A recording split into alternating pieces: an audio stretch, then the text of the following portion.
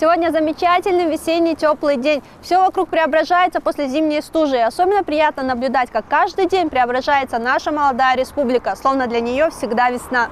Эти молодые деревья посажены совсем недавно, но уже этой весной они зацветут яркими красками.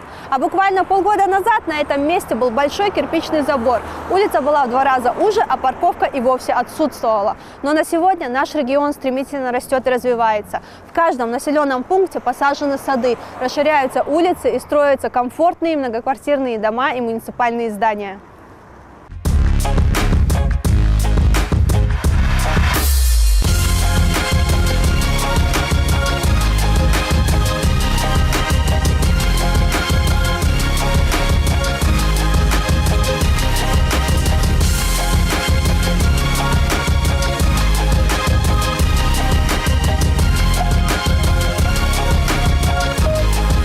Мы находимся в Московском микрорайоне.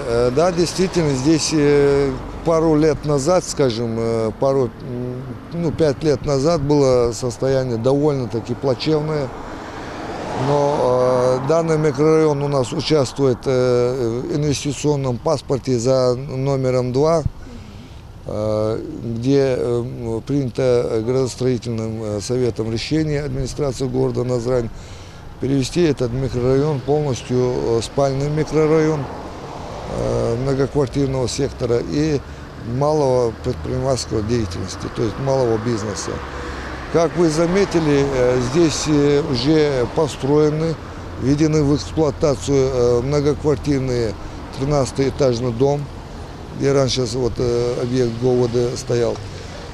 Этот проект, он европейского стандарта и полностью исполнение в очень таки хорошем качестве. На этом микрорайоне у нас опять же строится еще 2 дома многоквартирных, 9 и 13-этажных, и 1 жилой комплекс.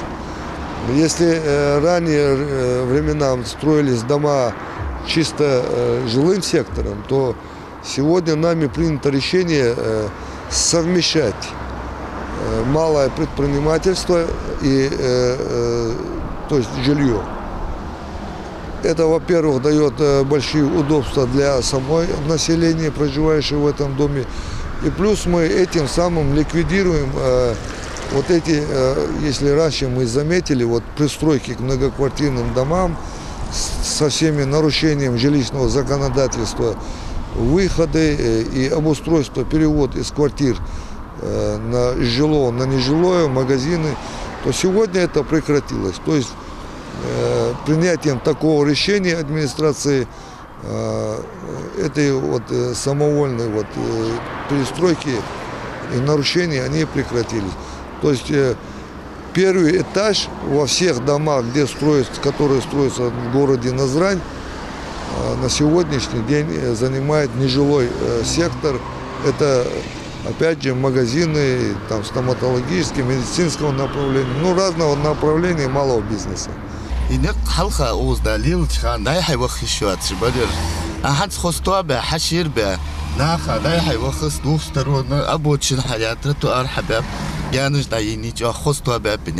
Это же проезжая часть, тут находится суд наш, банк, и нагрузка была. А сейчас расширили, и нагрузка это, да, сейчас нет уже.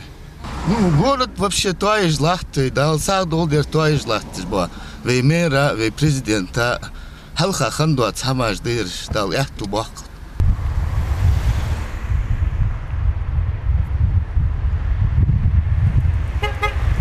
Новый 12-этажный комфортабельный многоквартирный дом за моей спиной сегодня радует более 50 семей новыми просторными квартирами. Также в здании находится медицинский центр, стоматологический кабинет и различные офисы. А буквально недавно, в 2009-м, на этом месте были сплошные руины от городского отдела внутренних дел. 17 августа в 9 часов утра террорист-смертник, протаранив ворота, въехал во двор и привел в действие взрывчатку более 200 килограмм в тротиловом эквиваленте. В результате взрыва пострадало более 136 человек, более 20 из них погибли. От взрыва также пострадал соседний многоквартирный жилой дом.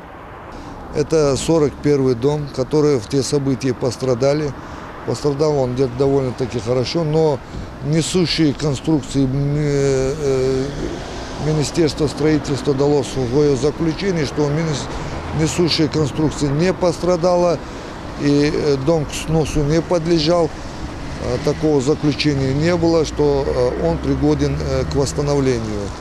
И силами регионального значения и по тогдашнему террористическому акту, по программе антитеррора, этот дом был восстановлен и полностью завершен. На сегодняшний день он полностью эксплуатирует и полностью функционирует. Опять же, у нас мы некоторое время ждали, то есть завершения ряда основных объектов на этом улице. И вторым планом у нас здесь было расширение и обустройство самой улицы. Если мы раньше заметили, что здесь почти невозможна была проходимость, то сегодня дорожное полотно расширено на 11 метров. Плюс сделаны парковочные места на 350 машин. При этом нам реализация этого проекта нам пришлось полностью заменить все коммуникации подземные и плюс еще добавить подземный водосток. На сегодняшний день в этой улице функционирует подземная ливневая канализация, выходящая на улицу Муталиева. И далее вот так вот этот микрорайон будет осваиваться. По данным участников событий, было взорвано около 20 бытовых баллонов с пропаном, находящихся в свободной продаже. Для их детонации было использовано несколько гранат. Милиционеры открыли огонь по подъезжавшим к ним террористам, однако детонация была уже запущена, и машина с террористами не остановилась. Разрушен был не только райотдел, но и все прилегающие постройки. Помним мы то, что было раньше. Раньше тут все знают, что за здание было, что здесь было. И какое сейчас состояние это место находится, в каком состоянии. Дом красивый, хороший дом построен, площадь широкая, трасса, проходимость, лучшая проходимость. Если будут ездить аккуратно, соблюдать правила, будет еще лучше. Есть тротуары пешеходные, есть дорога хорошая, асфальтированная. Хотелось бы еще лучше, чтобы было, имеется в виду, чтобы везде лежала плитка, как в российских городах. Но это будет, потихоньку будет. Главное, вот этот порядок, если будут поддерживать жители наши, все мы вместе, если будем соблюдать порядок, правила, движения прекратятся, которые сейчас действуют, очень неаккуратно. Будет нормально, иншаллах, алхамдулиллах. Пользуясь случаем,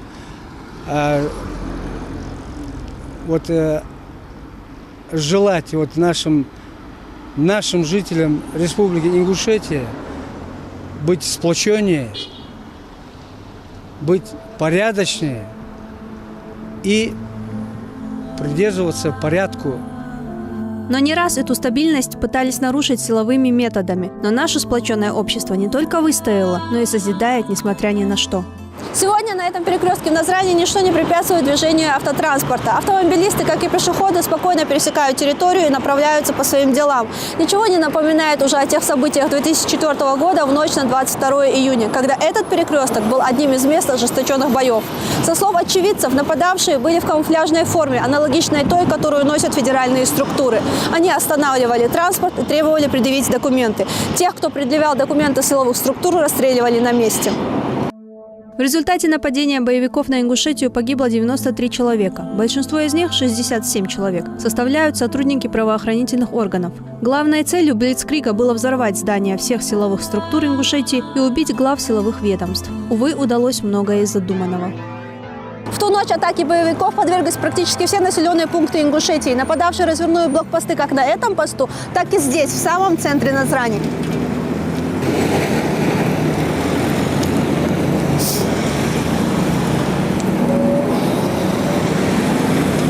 Мы сейчас находимся на развязке, перекрестке по развязке улица Картоева, Тангиева и Чеченская.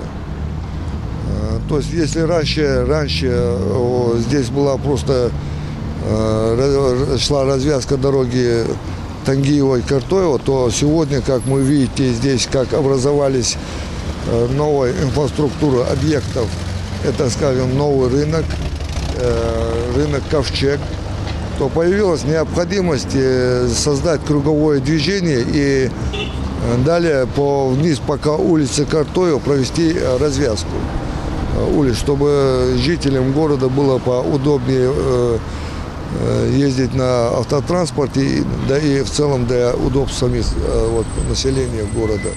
Потому как на эту точку у нас, в этот микрорайон у нас прибывает очень большое количество населения из других округов и районов, городов нашей республики. Потому как здесь находится у нас, скажем так, 2 рынка, 3 даже точки рынка. Это новый рынок, старый фабричный рынок и рынок Ковчег. И далее по Чеченской тоже у нас идут базы оптовой реализации продуктов. Вот, и поэтому здесь у нас городом и градостроительным советом города уделяется большое внимание. И сами это дороги регионального значения. По сравнению с раньше, очень хорошие и качественные дороги. Хотелось бы поблагодарить всех тех, кто посодействовал этому порядку и чистоте в последнее время. Сейчас намного чище, и тротуары очень красивые, чистые и ровные. Раньше было слякоть, дождь и очень плохие дороги. Дороги были все в ямах, и было очень сложно передвигаться на машинах и пешком, вне зависимости. В последнее время Назрань очень хорошо преобразился, и очень хорошо начали сейчас стройки, работается, делается все для имиджа нашего города. Но раньше из развлекательного досуга не было у нас кинотеатров, игровых развлекательных комплексов или же спортивных нормальных залов. И в последнее время все это делается благодаря нашим усилиям, наших работников мэрии, президентской администрации и администрации Назрань.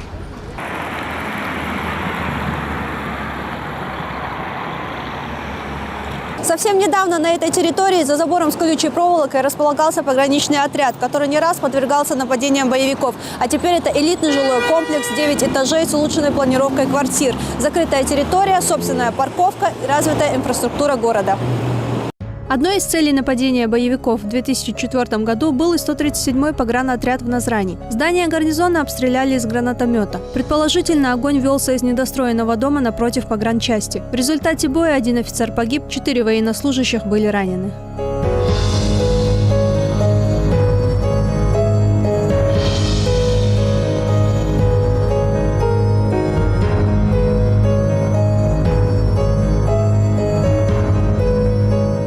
Мы находимся в московском микрорайоне по улице Тутаева.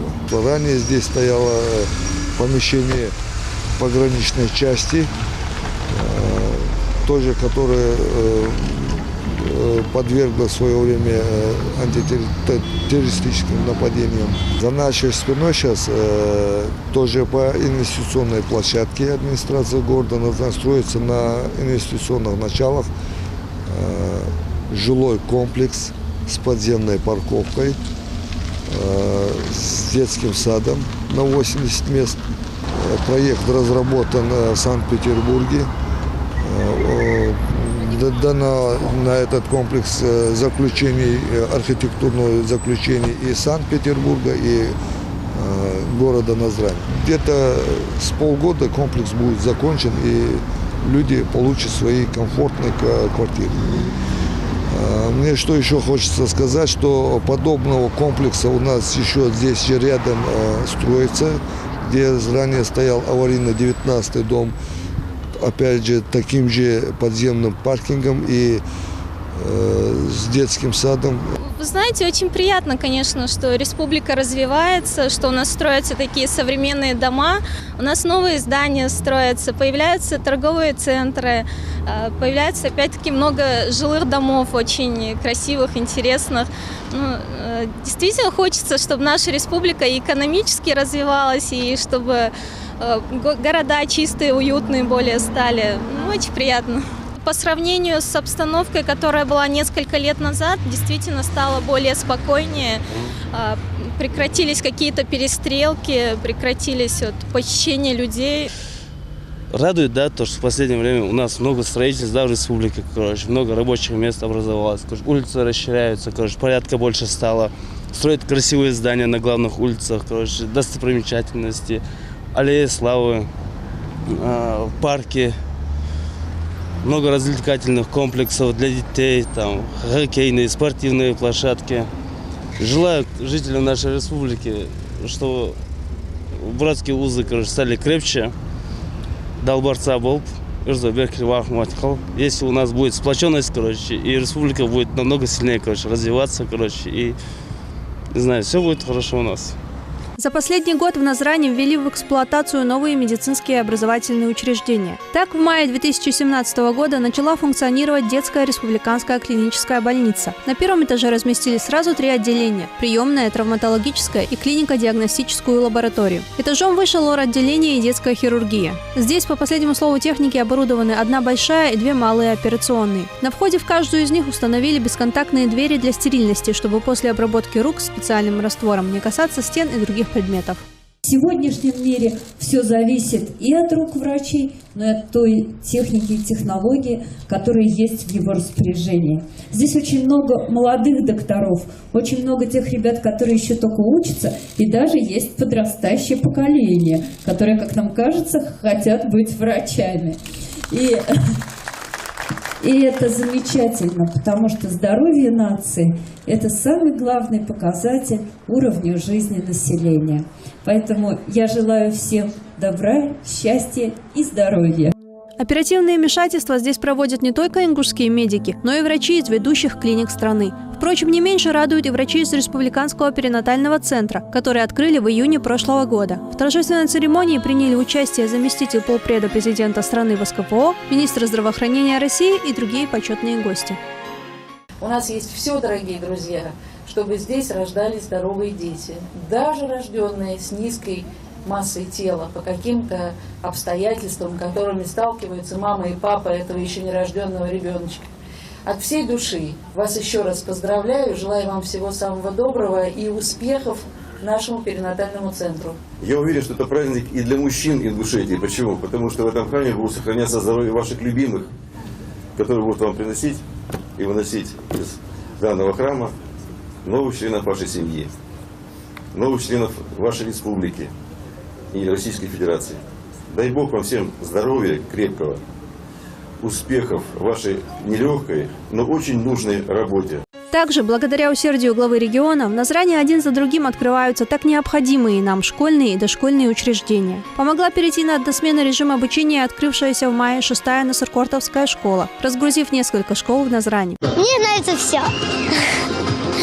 Но больше всего мне нравится то, что все ученики 6-й школы будут развиваться, будут учиться на 5. И желаю им счастья. Очень нравится школа внутри, снаружи.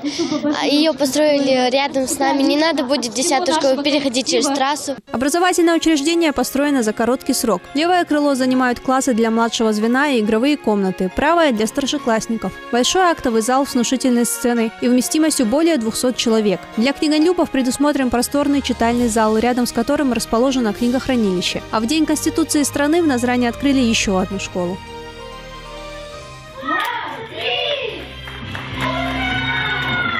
12-я школа оснащена всем необходимым. Здание состоит из 5 блоков. Оборудованные кабинеты, 2 лифта, библиотека и читальный зал. Новая школа впечатлила даже зампредседателя правительства России.